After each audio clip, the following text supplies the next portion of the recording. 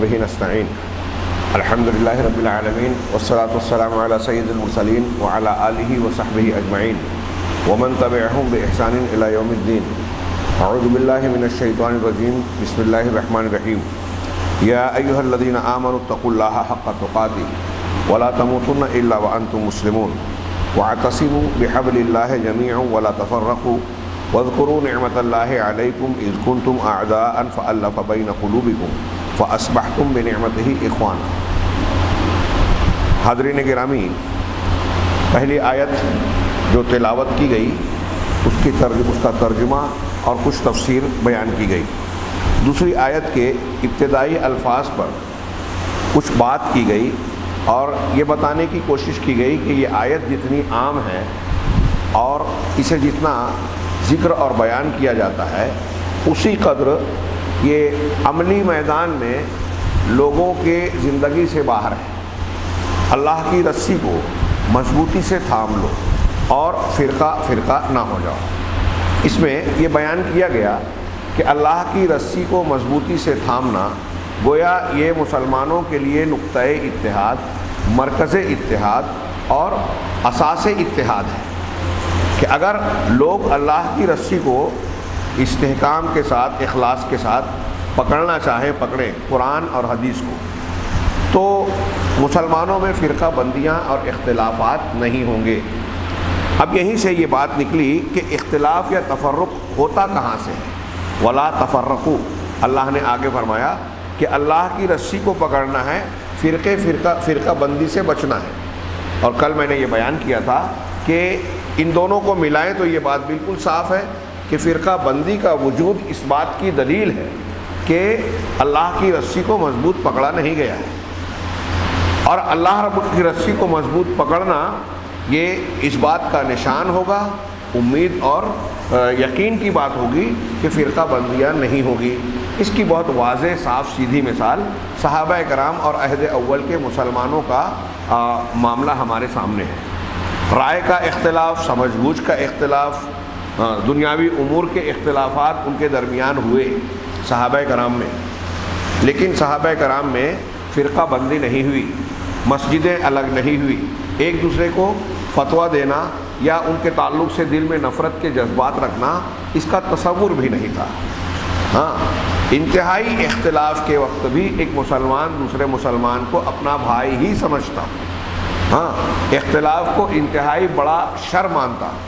صحابہ کرام اور عہد اول کے لوگوں کے درمیان بعد کے زمانوں میں فتنوں میں جو اختلاف یا جنگیں لڑائیاں تک ہوئی ہیں، اگر آپ تاریخی واقعات کو صحیح پس منظر میں ایمانداری کے ساتھ دیکھیں تو حقیقت میں نظر یہ آئے گا کہ ان کی انتہائی کوشش تھی کہ یہ لڑائیاں نہ ہوں اور ایک دوسرے کو انہوں نے کافر نہیں جانا.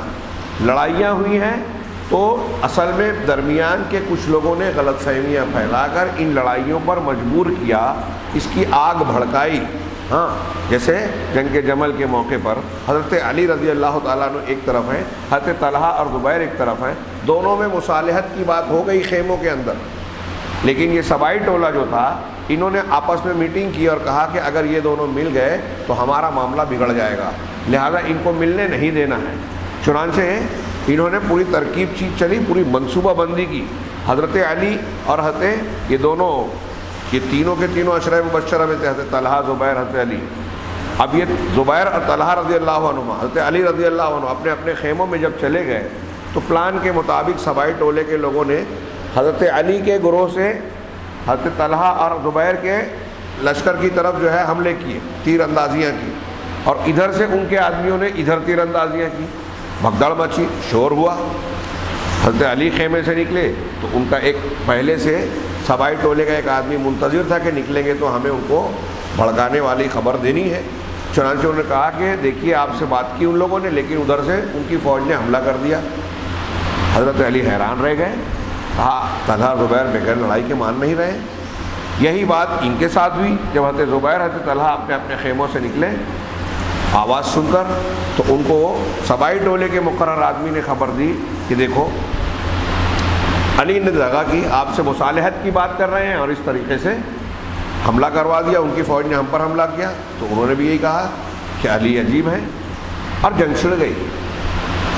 اب بتائیے یہ جو واقعہ یہ آپ کو تاریخ میں ملے گا، اکبر شاہ نجم آبادی صاحب نے کافی تفصیل سے ذکر کیا، اور دوسری تاریخوں میں بھی یہ بات ملے گی۔ تھوڑی دیر کے لیے پس منظر میں سوچیے، ہم ہیں مصالحت کرنا چاہ رہے ہیں، پھر ہم کو یہ خبر مل رہی ہے کہ جس شخص نے مصالحت کی بات کی اس کے آدمی نے میرے گھر پہ حملہ کر دیا یا میری فوج پہ حملہ کر دیا، تو اب رد عمل میں جا رہا ہوں۔ بات غلط ہے لیکن اس وقت سوچنے سمجھنے تحقیق کا موقع نہیں ہے۔ ایسے واقعات کبھی کبھی ہو جاتے ہیں۔ تو صحابہ کرام رضوان اللہ علیہم اجمعین کی زندگیوں میں بھی ایسے کچھ واقعات ہوئے۔ یہ سبائی ٹولہ اصل فتنہ تھا، اس کے بعد کچھ فتنے ہوئے تو ان بنیادوں پر کھڑے کیے گئے۔ ہم ایک کو صحیح کہتے ہیں تو دوسرے کو غلط نہیں، یہ اچھی طرح دماغ میں رکھیے کہ صحابہ کرام یا عہد اول کے ان مسلمانوں میں اگر کسی کو ہم کہتے ہیں کہ یہ زیادہ حق کے قریب ہے تو دوسرا جو ہے وہ اس کو باطل نہیں کہتے۔ خود ان لوگوں نے بھی ایک دوسرے کو باطل نہیں سمجھا، کافر نہیں سمجھا۔ حضرت علی نے جنگ جمل کی فتح حاصل ہونے کے باوجود مسلمانوں کے ان کے مال غنیمت نہیں لوٹے، قیدی نہیں بنایا، کیونکہ وہ جانتے تھے کہ یہ مسلمان ہے، مسلمان کا مال غنیمت نہیں ہوگا۔ یہ کفار میں سے نہیں ہے کہ ہم ان کا مال لوٹیں، ان کو قیدی بنائیں۔ کتنی واضح بات ہے، ہاں۔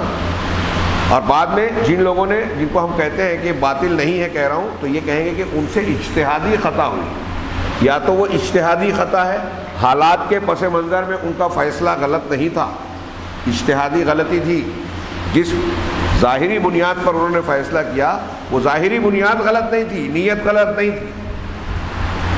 اب ہم کہہ سکتے ہیں کہ وہ صحیح نتیجے پر نہیں پہنچ سکے، جیسے اجتہادی خطا ہو جاتی ہے۔ میں نے اس بات کی تائید میں یہ بھی پیش کر سکتے ہیں کہ حضرت عثمان غنی کے ٹھپے اور دستخط کے ساتھ ایک خط پکڑا گیا، ہاں، تحقیق کی گئی۔ حضرت عثمان غنی نے کہا ٹھپا یعنی مہر تو میری ہی ہے، لیکن اللہ کی قسم یہ خط میں نے نہیں لکھا۔ سوچئے ذرا سا کہ بلوائیوں اور فسادیوں کو کتنی قوت حاصل تھی اور کیسی حرکتیں کرتے تھے، اور یہ صحابہ کے زمانے میں تو آج تو یہ بہت عام بات ہے۔ اب تو یہودیوں اور نصارہ اور حکومت کے ایسے بہت سے کارندے ہیں جن کے پاس ریڈی میڈ نسخے ہیں کہ کس طریقے سے ہم کیا چال چلیں تو مسلمانوں کی آپس میں لڑائی ہوگی، کس شہر میں جو ہے شیعہ سنی جھگڑا ہوگا، کس شہر میں جو ہے دیوبندی بریلوی جھگڑا ہوگا، کہاں کس طریقے سے مسلمانوں کے درمیان اختلاف پیدا کر دیا جائے، مناظرے شروع کر دیے جائیں، آپس کا گتھم گتھا ہو جائے، اور کچھ لوگوں کو خرید کر مسلمانوں میں لگا دیا جائے کہ وہ ایک مہم چلائیں کہ فلاں مسلک والوں کو رد کریں، پورے ملک میں پریشان رہیں۔ اب بابری مسجد جس وقت توڑی گئی ہے، میں اکثر کہتا ہوں لوگ بعد میں بھلا دیں گے، اس تاریخ کو یاد نہیں رکھیں گے، اس کا ذکر نہیں کریں گے، اور اگر کوئی بیان کرے گا تو لوگ حیرت کریں گے۔ لیکن آج لوگ زندہ ہیں، آپ اور ہم موجود ہیں، یہ جانتے ہیں کہ جس وقت بابری مسجد کے سانحہ پیش آیا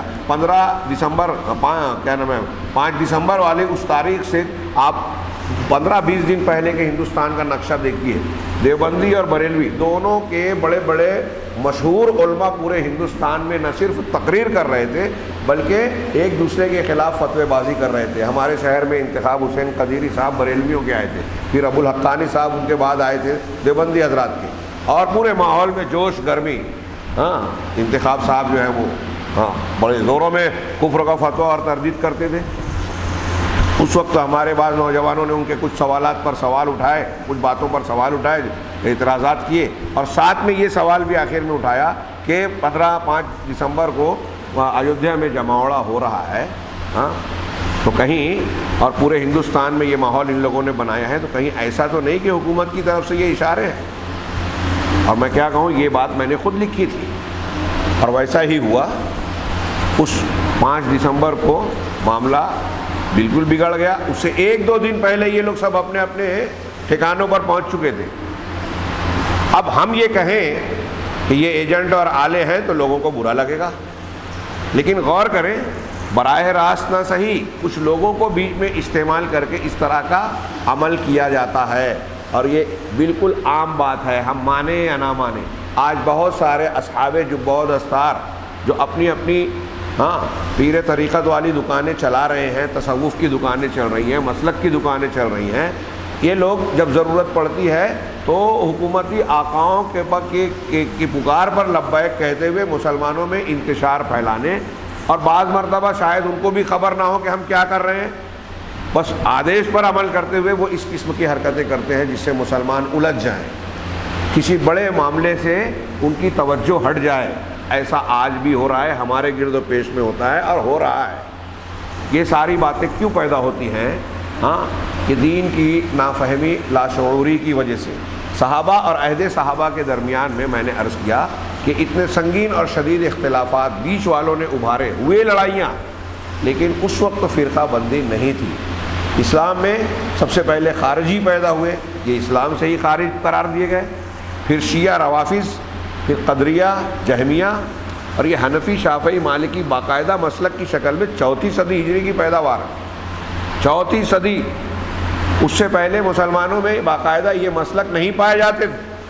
اب جو چیز ایک دم موٹی سی سیدھی سی بات ہے، دنیا کے کسی بھی انسان سے پوچھئے بدعت کسے کہتے ہیں؟ جو اللہ کے رسول صلی اللہ علیہ وسلم اور صحابہ کے زمانے میں دین کی جو چیزیں نہیں تھی بعد میں ایجاد کی گئی، یہ عام الفاظ میں اصطلاحی تعریف نہیں کر رہا ہوں۔ اب یہ چیزیں تو بعد کی پیداوار ہے نا۔ ہم یہ کہہ رہے ہیں کہ اللہ کے رسول صلی اللہ علیہ وسلم نے جو دین، جو تعلیم دی، صحابہ نے جو دین، جو تعلیم سیکھی، جو طریقہ اور منہج اختیار کیا، عقیدے میں، عبادات میں، معاملات میں، احکام و مسائل میں، وہی اختیار کیجئے، وہی دین ہے۔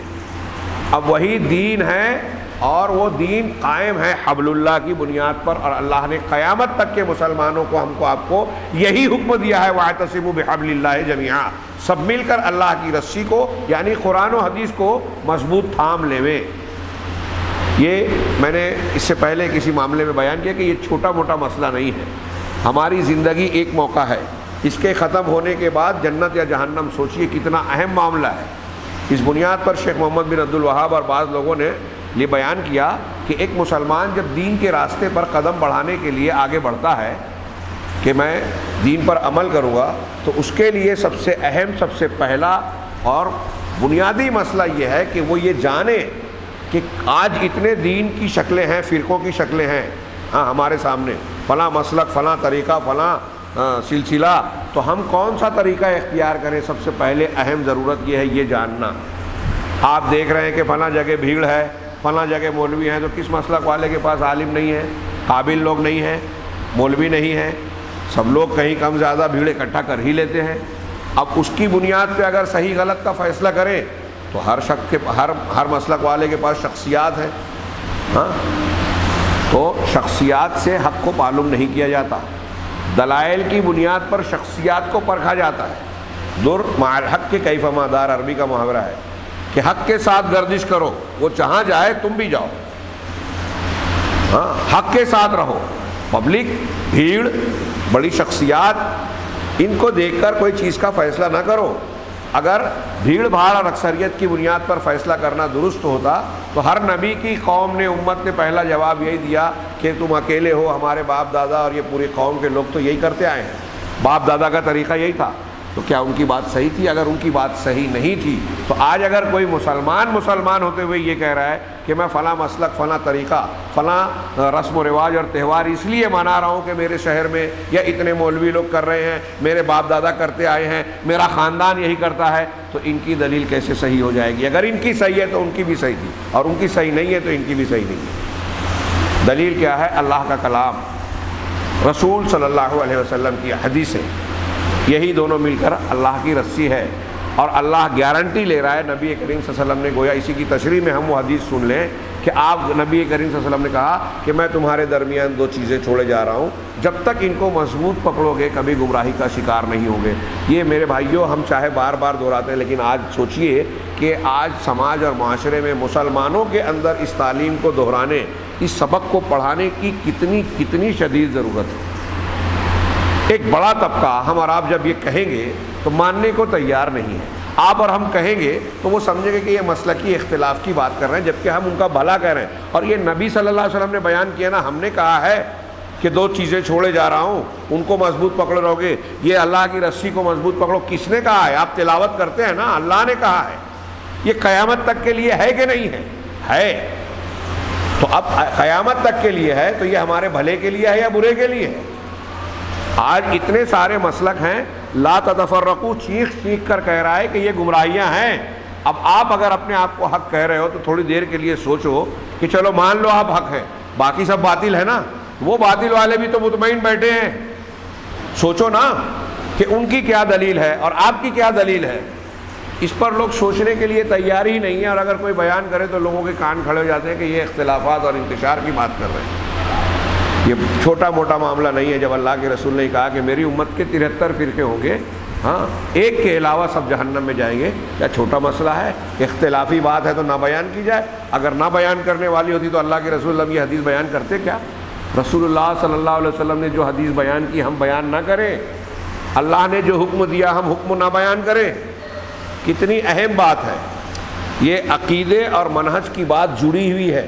اور آج دیکھیے کہ یہی وجہ ہے کہ عقیدے کو صحیح نہ کر کے، منہج کی درستگی نہ کر کے، ایک آدمی اسلام کے راستے میں محنت کرتا ہے، ایک جماعت محنت کرتی ہے، ایک مسلک کے لوگ محنت کرتے ہیں. پوری دنیا میں بہت سارے لوگ بہت دعوے کر رہے ہیں کہ ہم دین اسلام کی ایسی ایسی خدمات اور ایسا ایسا کام کر رہے ہیں، لیکن نتیجہ آج دیکھیں جو شیخ نے پچھلے درس میں کہا تھا، شیخ ربی نے، کہ افغانستان میں قربانیاں دی، حاصل کچھ نہیں آیا. انہی کے ہاتھ میں ہیں جن کے سازش کرنے والے ہیں جو مسلمانوں کے خلاف. چیچنیا میں ایسا ہی ہوا، بوسنیا میں ایسا ہی ہوا، ہر جگہ یہی ہو رہا ہے. کیوں نتیجہ ہمارے حق میں اور مثبت انداز میں برآمد نہیں ہوتا؟ اس لیے کہ ہم نے عقیدہ بنیاد درست نہیں کی ہے، لا الہ الا اللہ کے تقاضوں کو سمجھا ہی نہیں ہے. ان کے تقاضوں میں سے ایک تقاضا یہ ہے کہ صرف اللہ کے دین اور دین کی بنیادوں پر دین کی عمارت کھڑی کریں، فلاں اور فلاں شخصیت کی بنیاد پر نہیں. مختلف شہروں کی نسبت، کہ کوئی دیوبند کی طرف نسبت کر رہا ہے تو کوئی فلاں شہر کی طرف نسبت کر رہا ہے، کوئی فلاں شخصیت کی طرف نسبت کر رہا ہے. نہیں، اللہ اور اس کے رسول کی طرف نسبت کیجئے. اللہ کے کلام کی طرف نسبت، رسول کی حدیث کی طرف نسبت. اہل السنہ والجماعہ، اہل الحدیث، یہ انہی نسبتوں کا نام ہے، شخصیت اور علاقے کی طرف نسبت نہیں ہے، یہ لقب ہے. تو اللہ نے کہا وَاعْتَصِمُوا بِحَبْلِ اللَّهِ جَمِيعًا وَلَا تَفَرَّقُوا. شیخ کی جو اگلی بات تھی وہ یہی تھی کہ وَلَا تَفَرَّقُوا، جو اللہ تعالیٰ نے فرمایا ہے اس میں کہ فرقہ نہ بنو. تو فرقہ کیسے بنتا ہے؟ فرقہ بنتا کیسے ہے؟ فرقہ بنتا ہے دین میں بدعت اختیار کرنے سے. دین میں اگر آپ سنت پر چل رہے ہیں تو صراط مستقیم ہے. میرے اس جملے کو غور سے سنیے، سادہ آسان لگے گا لیکن یہ بہت اہمیت کا حامل اس تناظر میں ہے کہ لوگ اس کو سمجھنے کو تیاری نہیں ہے. یہ بالکل صاف بات ہے، اور آج اس فرقہ بندی کو اختیار کر رہے ہیں، اپنا کردار فرقہ بندی میں ادا کر رہے ہیں. جبکہ اللہ نے کہا رسی کو، اللہ کی رسی کو مضبوط پکڑو. آپ نے چھوڑ دیا ہے، فرقہ بندی کو پکڑ رہے ہیں آپ. اور کیسے پکڑ رہے ہیں؟ جتنے بھی مسلک والے ہیں بیٹھ کر جائزہ لے اس جو میں بیان کرنے جا رہا ہوں اس آیت کی روشنی میں. اس میں آئینے میں اپنے آپ کو دیکھیں کہ اللہ کہہ رہا ہے رسی کو مضبوط پکڑو، اللہ کی یعنی قرآن حدیث کو، اور فرقہ فرقہ نہ بنو. فرقہ فرقہ بننا کیسے ہوتا ہے؟ جب بھی کوئی اللہ اور رسول کے بتائے ہوئے راستے میں کوئی نئی چیز، جس کو ہم اصطلاح شریعت میں بدعت کہتے ہیں، جب بھی کوئی بدعت پیدا کرتا ہے تو ایک نیا راستہ پگڈنڈی قرآن حدیث سے نکل گئی جو اللہ کے رسول صلی اللہ علیہ وسلم نے اور اللہ نے نہیں بتائی ہے. قرآن حدیث کی تعلیم چل رہی ہے. اب ایک آدمی نے کہا کہ میرے فلاں بزرگ، فلاں پیر، فلاں امام، میں ان کی بات کو مانوں گا. کوئی عقیدے میں مانے، کوئی فروع میں مانے، کوئی کسی چیز میں مانے، چاہے جس معاملے میں ان کی تقلید کروں گا، ان کی بات مانوں گا. تو اب یہ چیز جو ہے قرآن حدیث کی تعلیمات سے ایک چیز اضافہ کر کے آپ نے ایک کیاری نکال دی، ایک نہر نکال دی سمندر سے. اب وہ نہر دور جا رہی ہے، سمندر سے، دریا سے دور جا رہی ہے. یہ قرآن حدیث والا قافلہ چل رہا ہے، یہ صراط مستقیم ہے. اب جہاں بدعت آئی تو صراط مستقیم سے وہ ہٹ گیا. وَأَنَّ هَذَا صِرَاطِي مُسْتَقِيمًا، یہ میرا سیدھا راستہ ہے، فَاتَّبِعُوهُ، اس کی اتباع کرو. یہ قرآن حدیث. وَلَا تَتَّبِعُوا السُّبُلَ، اب قرآن حدیث سے جو نکل رہے ہیں راستے، جب بھی کوئی بدعت نہیں پیدا ہوئی نیا راستہ بنا، یعنی وہی فرقہ ہے. قرآن حدیث سے تمسک جہاں کمزور ہوگا، اللہ کے رسول نے کہا 2 چیزیں چھوڑے جا رہا ہوں، جب تک ان کو مضبوط پکڑو گے کبھی گمراہ نہیں ہوگے. اس کا الٹا معنی کیا ہوا؟ ان کو پکڑے رہو گے تو گمراہ نہیں ہوگے. اس کا الٹا معنی، مفہوم مخالف کیا ہوا کہ ان کی پکڑ اگر آپ کی ڈھیلی بنی، کمزور ہوئی تو گمراہی آئے گی. ہمارے درمیان مسلمانوں میں جتنی بھی گمراہیاں ہیں وہ اس بات کا اعلان ہے، ثبوت ہے کہ ہماری قرآن و حدیث پر، اللہ کی رسی پر گرفت مضبوط نہیں ہے. اللہ کے رسول نے جو کہا تھا کہ 2 چیزیں چھوڑ رہا ہوں، اس کو مضبوط پکڑو، گمراہی نہیں آئے گی۔ یہ رسول اللہ صلی اللہ علیہ وسلم کا فرمان، یہ اللہ کا فرمان۔ ہاں، اللہ اور رسول کی بات غلط ہو ہی نہیں سکتی۔ اب ہمارے یہاں اگر فرقے ہیں، ہمارے یہاں اگر گمراہیاں ہیں، ہمارے نوجوان فتنوں میں مبتلا ہو رہے ہیں، تو یہ اس بات کی دلیل ہے کہ اللہ کی رسی کو ہم نے مضبوط پکڑا نہیں تھا۔ یہ جو لوگ آتے ہیں نا کہ اب وہ چاہے کچھ دن کے لیے اہل حدیث ہوں یا حنفی شافعی مالکی جو بھی رہے ہوں، اب قادیانی بن گئے، شکیل کا فتنہ اٹھا، اس نے کچھ دعویٰ کیا، کچھ لوگ اس کے پیچھے بھاگنے لگے، مرزا محمد علی انجینئر کھڑا ہوا، اپنے آپ کو کچھ چیلنج ویلنج کر کے ذرا سا تو بتایا کہ میں علماء سے زیادہ فائق ہوں، اب صحابہ پر تنقید کرنے لگا، اس کو برا بھلا بولنے لگا، لوگ نوجوان اس کے پیچھے، ارے مولویوں کو تو کچھ سمجھتا ہی نہیں۔ آپ جاہل ہیں، ایک جاہل آدمی یہ ڈیسیزن لے سکتا ہے کہ یہ عالم ہے، یہ جاہل ہے، لیکن آج کل علماء کو مارکس اور کیٹیگری جاہل لوگ دے رہے ہیں کہ یہ عالم اس درجے کا، یہ عالم اس درجے کا۔ عجیب طوفان مچا ہوا ہے۔ ہاں، ایک قانون کا آشنا یہ فیصلہ کرے گا کہ فلاں جج اور فلاں وکیل یہ بات صحیح کہہ رہا ہے اور یہ غلط کہہ رہا ہے۔ ججوں کو تو کچھ نہیں سمجھتا، لیکن کورٹ کے باہر بیٹھ کر جو ٹائپنگ کر رہا ہے وہ بہت سمجھتا ہے۔ جب ایک عام آدمی یہ بولتا ہے نا کہ مرزا محمد علی انجینئر، ہاں، اور یہ بعض جو بغیر ڈگری کے کچھ دعوے دار ہیں، ایسے لوگوں کو بڑا عالم کا درجہ دے کر ان کے پیچھے چل رہا ہے اور علماء کو کمتر سمجھ رہا ہے، تو وہ ایسا ہی ہے کہ کورٹ میں جو جج ہے اس کو کہہ رہا ہے کہ جج کو کچھ نہیں سمجھتا، اور جو باہر ٹائپنگ کر رہا ہے، کلر کی کر رہا ہے نا، لکھا پڑھی کر رہا ہے، اسٹمپ تیار کر رہا ہے، کہہ رہا ہے اس کو بہت سمجھتا ہے، اس کے پیچھے چلنا چاہیے، قانون کا فیصلہ اس سے کروانا چاہیے۔ تو جو یہ کہہ رہا ہے وہ جاہل ہے نا، ایسے ہی یہ کہنے والے کہ ارے وہ مرزا کے تو اتنے فالوورس ہیں، اتنے لائک کرنے والے ہیں، اتنے فلاں ہیں، ویورس اور فلاں جو اصطلاحات بیان کرتے ہیں۔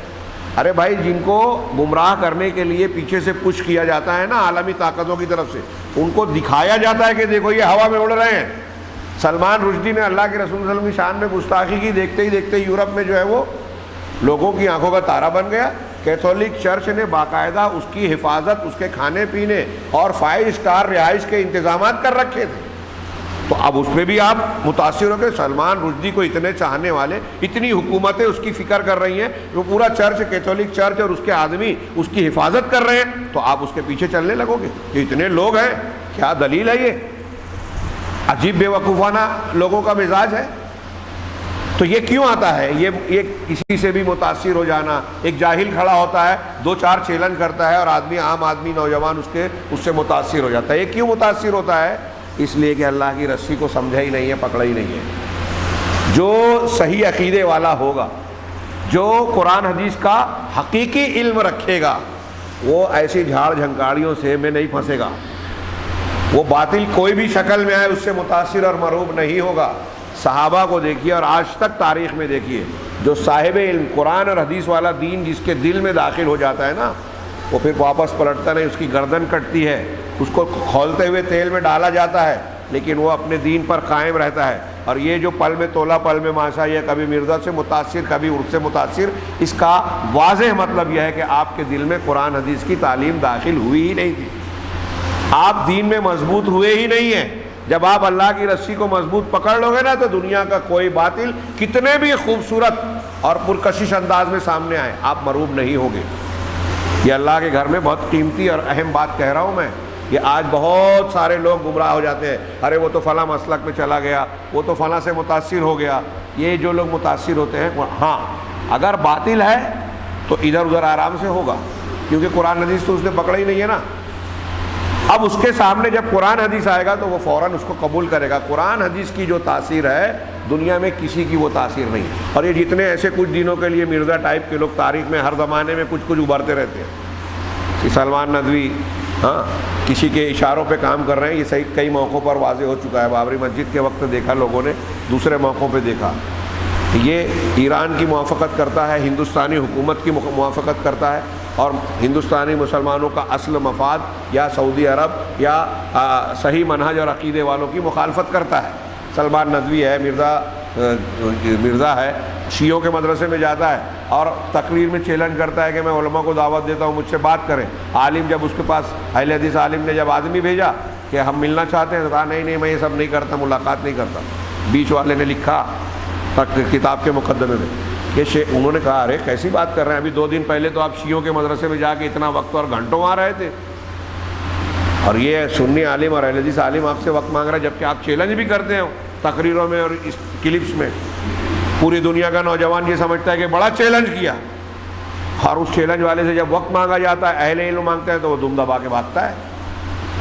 نوجوان سمجھتا ہے کہ بہادری سے بھاگ رہا ہے، اور دوسروں کو علماء کو متہم کرتے ہیں، یہ ایک فیشن بنتا جا رہا ہے۔ ایک بات میں بتاؤں شبہات کے فتنے میں، کہ ہمارے یہاں نوجوان جب علماء کو برا بھلا کہتے ہیں نا کہ علماء کو نہیں سمجھتا، یہ عالم تو ایسا، وہ عالم تو ایسا، تو آپ کچھ بھی سمجھیں، اس عالم میں واقعی خامیاں ہیں نہیں ہیں یہ 2 نمبر کی بات، انسان ہے تو خامیاں ہوگی، لیکن ایک بات آپ لکھ لیجئے کہ یہ جو ہمارے سماج اور معاشرے میں علماء کو تنقیدوں کا نشانہ بنایا جاتا ہے، لوگوں کو ان سے متنفر کیا جاتا ہے، یہ یہود و نصارہ کے ایجنڈے کا حصہ ہے۔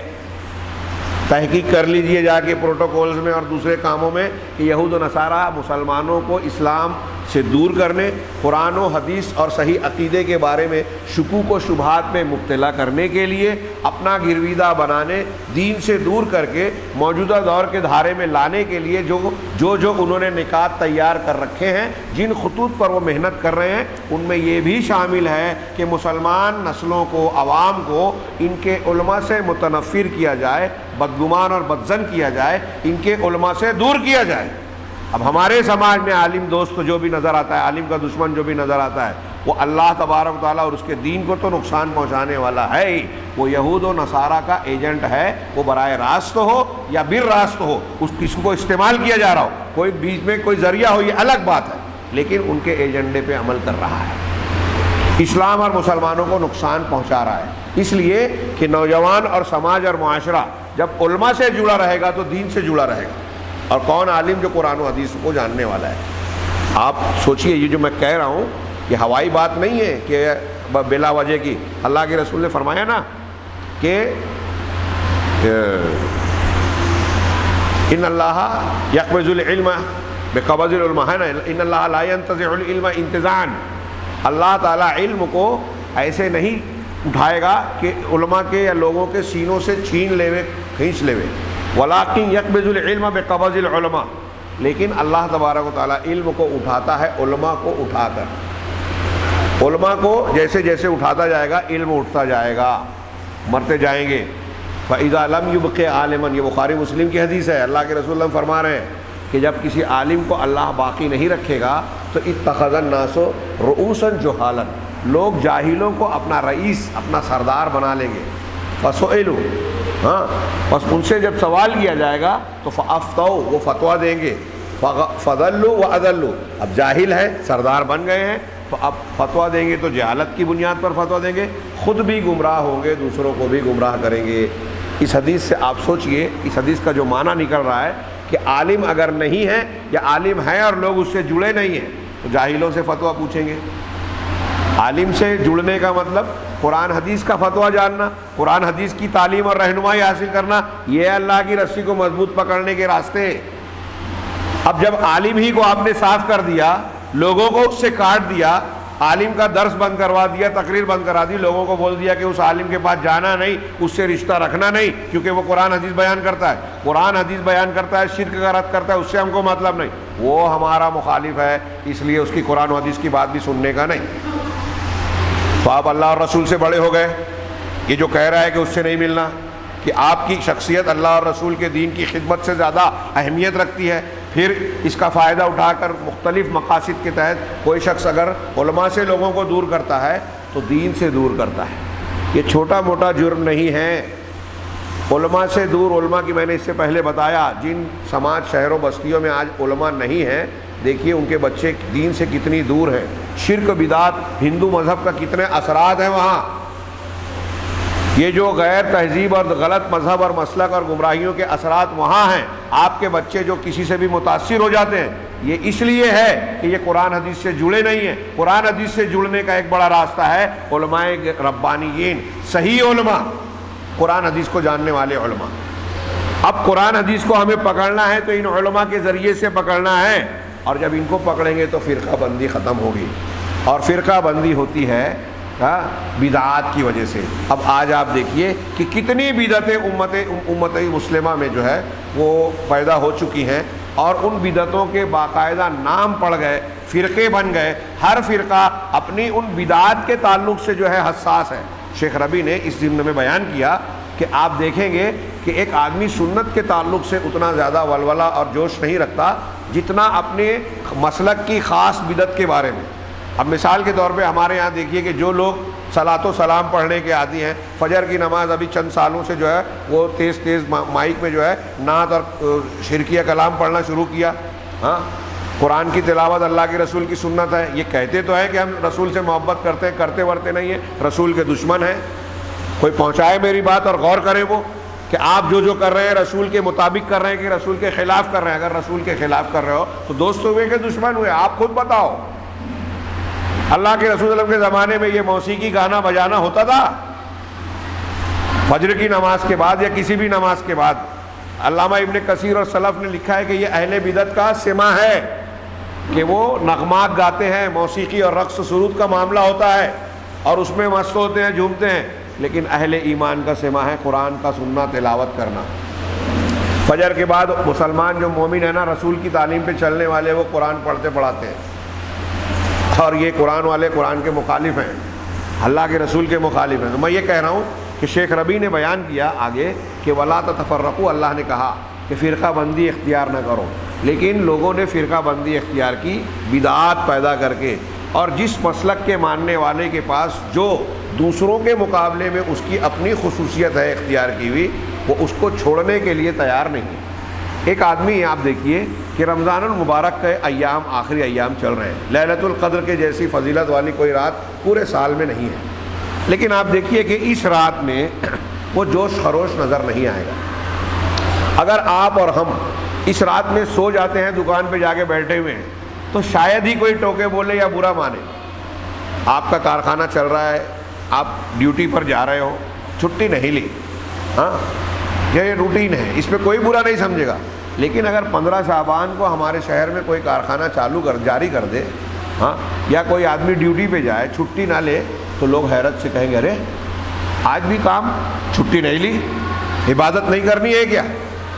اب دیکھیے کہ 15 شعبان والا معاملہ بدعت ہے، پورا کا پورا بدعت ہے، شیعوں کی ایجاد ہے۔ شیعوں کے 12ویں امام کی پیدائش کا دن ہے، اور ان کا عقیدہ ہے کہ جو وہ غار میں چھپے ہوئے ہیں وہ ان سے التجا کرتے ہیں کہ باہر آ جاؤ۔ ابھی میں نے بتایا تھا، اخبارات میں چھپا بھی، وہ 12ویں امام کی پیدائش کے دن کو خوشی کے طور پر حلوہ بناتے ہیں، ہمارے یہاں سنی بنا رہے ہیں۔ اب ہم یہ بیان کر رہے ہیں، کوئی مانتا ہے جس نے جو بدعت اختیار کیا ہے اس بدعت کو بہت پابندی سے زندہ رکھتا ہے۔ سنت مرتی ہے مرے، سنت کو زندہ کرنے کے لیے ہمارے ہاں وہ جوش جذبہ اور وہ دل کے اندر لوگوں کا مقابلہ کرنے کا جذبہ نہیں ہے۔ سنت پر اگر کوئی نکیر کرتا ہے کہ ایک آدمی رفع الیدین کر لے اور لوگ اس پر اعتراض کریں تو رفع الیدین نہیں کریں گے، یہاں حکمت کا تقاضا یہ ہے، تو سنت پہ آپ ڈر گئے عمل کرنے پہ، وہاں یہ جذبہ نہیں ہے کہ اس کو زندہ رکھا جائے، اس کو لوگوں کو بتایا جائے کہ یہ رسول اللہ صلی اللہ علیہ وسلم کا طریقہ ہے۔ لیکن بدعت کے سلسلے میں پورے شہر کی مسجدوں کے لائٹ جلیں گے اس رات میں جو بدعت والی رات ہے، اہتمام ہوگا، کارخانے کاروبار بند ہو جائیں گے۔ تو شیخ ربیع نے یہ بہت اہم بات کہی آگے، ہاں، کہ جو بدعات اختیار کی گئی، ہر شخص، ہر گروہ اور مسلک کے لوگ اپنی بدعات کے سلسلے میں بہت حساس ہیں، جوشیلے جذباتی ہیں، اس کو زندہ رکھنے کے لیے پوری کوشش کرتے ہیں۔ کیوں؟ اس لیے کہ اس کے لیے شیطان کی مدد ان کو ملتی ہے۔ شیاطین فرقہ بندی اور اختلاف چاہتے ہیں، لہذا یہ جب جوش اور خروش رہے گا تو اس کی وجہ سے تو یہ زندہ رہے گا۔ جب شیعوں نے شروع میں تعزیہ بنائی نا معیز الدولہ نے، تو سنی لوگ نہیں بناتے تھے، تو اس نے اعلان کیا کہ جو شخص 10 عاشورہ کو، 10 محرم کو کاروبار بند نہیں رکھے گا اس کو ہم سزا دیں گے۔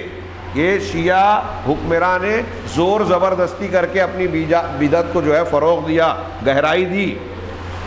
بدعات کو فروغ ملتا ہے حکومتوں کی وجہ سے۔ اب یہاں دیکھیے کہ جب عرس ہوتا ہے نظام الدین صاحب کا یا خواجہ یہ اجمیر کے جو خواجہ صاحب ہیں ان کے، تو دیکھیے حکومت جو ہے ٹرین فری کر دیتی ہے، سہولیات دیتی ہے، آپ کو سنت میں نہیں ملے گی۔ حج کے سفر میں سبسڈی پر بڑا اعتراض ہے لوگوں کو، لیکن یہاں سہولت دیتی ہے کیونکہ وہ قرآن حدیث والا دین ہے سچا۔ بدعات میں آپ کو حکومتوں کا ساتھ اور تعاون ملے گا، اس کا اپنا بھی فائدہ ہوتا ہے کہ نیا نیا اڈہ بنتا ہے تو وہاں ہوٹلیں چلتی ہے، آمد و رفت ہوتی ہے، سامان بکتا ہے، کاروبار چلتا ہے، وہ اپنی جگہ دنیاوی اعتبار سے۔ اس کے ساتھ ساتھ جو شیطانی ایجنڈا ہے وہ یہ ہے کہ اس طرح کی چیزیں جو دین کا حصہ، اسلام کا حصہ نہیں ہے، جب اسے اسلام کا حصہ بنایا جائے گا اور مسلمان اس میں مشغول ہوں گے تو اصلی دین سے دور ہوں گے اور اصلی دین پر چلنے والوں کی دشمنی کریں گے۔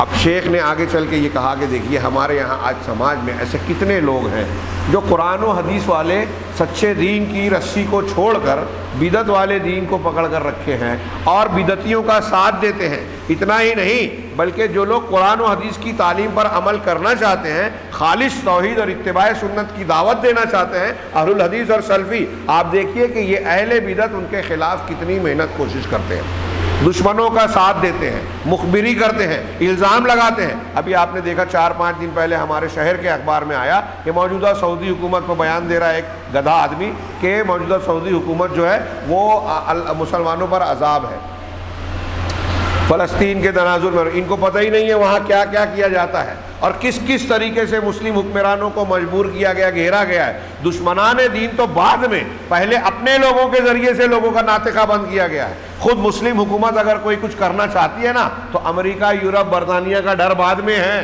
مقابلہ کرنے آئیں گے۔ پہلے ارد گرد کے یہ منافقین اور امریکہ یورپ کے جو ایجنٹ ہیں، کوئی شیعوں کی شکل میں، دروز کی شکل میں، خارجیوں کی شکل میں، ان اخوانیوں کی شکل میں، یہ مسلط ہوتے ہیں پہلے ان مسلمانوں پر، صحیح عقیدہ کے پر عمل کرنے والے۔ آپ دیکھیے کہ اخوانی یا یہ تحریکی، ہمارے یہاں کچھ لوگ سوشل میڈیا پہ بہت سرگرم ہوتے ہیں، جہاں کوئی بات نظر آئی وہ جھوٹ بھی اگر ہے سعودی عرب کے خلاف، اہل الحدیث کے خلاف، تو اس پر یہ سرگرم عمل ہو جاتے ہیں۔ ان کی تو چھوٹی سی بھول بھی نظر انداز کے لائق نہیں ہے۔ اور ایران، ترکی، اخوانی، جماعت اسلامی گناہ کبیرہ کر دے، اکبر الکبائر کر دے تو زبان نہیں کھلے گی، ایک لفظ نہیں ہوگا۔